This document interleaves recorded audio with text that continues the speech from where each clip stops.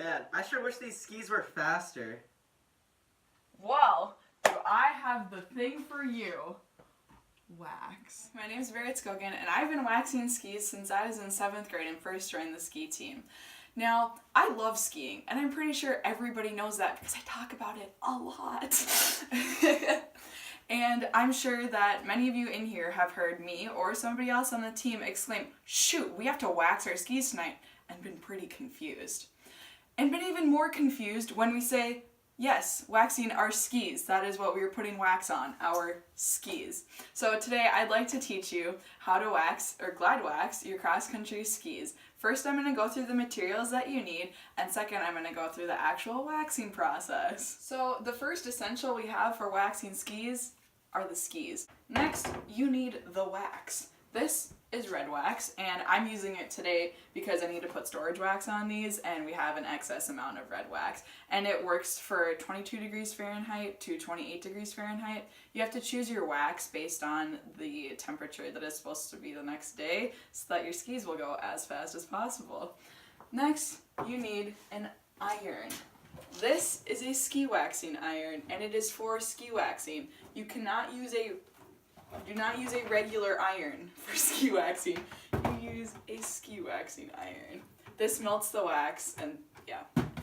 Then we have our scrapers. This is a regular scraper, and I'll show you how to use it in a second. And this is a groove scraper, and I will also show you how to use this.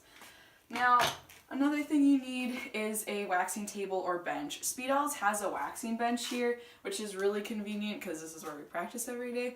But a lot of times we have waxing tables, so there's 2 of these, so 2 people can wax at once, or you can just make the waxing process go faster. And lastly, you need brushes. One, you need a bronze brush. This brush is very coarse, and I'm not going to run my fingers through it because it would cut them. It is used for the first step of the brushing process. Next, you need a white brush. This one is a little bit softer than the bronze brush and is used afterward. And lastly, you have a blue brush, conveniently named for the blue bristles. This is the softest brush, and I'll explain what to do with it in a second. And my iron is heated up. We're going to put the wax on the ski. Now what you do for this is you hold the wax on the iron like this, and then you crayon it on the ski. Now you want to hold the iron so that it's tilted at an angle and the wax drifts off the corner onto the ski instead of onto the ground so that you don't waste a bunch of wax. Now that you have the wax on the ski, you need to spread it around so that it evenly coats the ski. So what I like to do is go in concentric circles like this, and you can get it all the way around the ski. So you can see I'm moving the iron in a concentric motion. Go like this. And so now that we have all the waxing on the ski, we take this ski off and set it to the side to let the wax cool. And then you put the second ski on and do the exact same thing. Next up, we have scraping. Now this is my personal favorite part of waxing. We get to use the groove scraper. So this is just really satisfying, Matt, if you want to circle around here. Okay, so you start with the skinny end of it, and you put it right in this groove right here that got all the wax in it, and you go.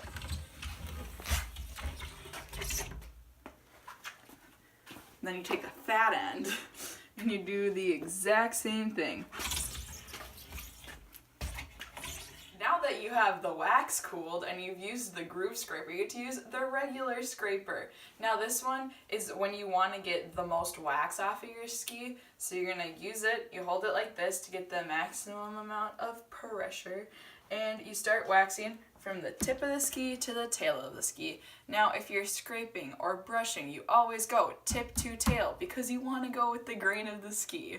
So now watch as I scrape this like this. So now after we've scraped, we start the brushing process, and we start with the coarsest brush right here. It's the bronze brush, and we go tip to tail with the grain of the ski to continue to get as much wax off the surface of the ski as possible. Now when you wax, you actually end up putting the wax into the pores of the ski, and you want to scrape and brush all the excess off of it. So that's why we're scraping it off and putting it on. Next up in the brushing process, we have the white brush. So like I said before, this one is less coarse than the bronze brush, but it still gets that little extra bit of wax off of the surface of the ski. So going tip to tail. Okay, last but not least in the brushing process, we have the blue brush. This brush is really soft and is mainly just there for polishing. It doesn't get very much of the wax off, which is why we use it last, because all of the wax should already be off. But this is for polishing the base of the ski. So going tip to tail.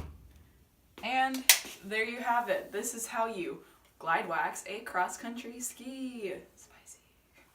Today I wanted to teach you how to glide wax your cross-country skis. In the waxing process, first you have to put the wax on, then you have to move it around and fully coat the ski, then you have to scrape it and brush it, and that's how you wax a ski. Yes, we use wax. Yes, it's for our skis. No, it is not that weird.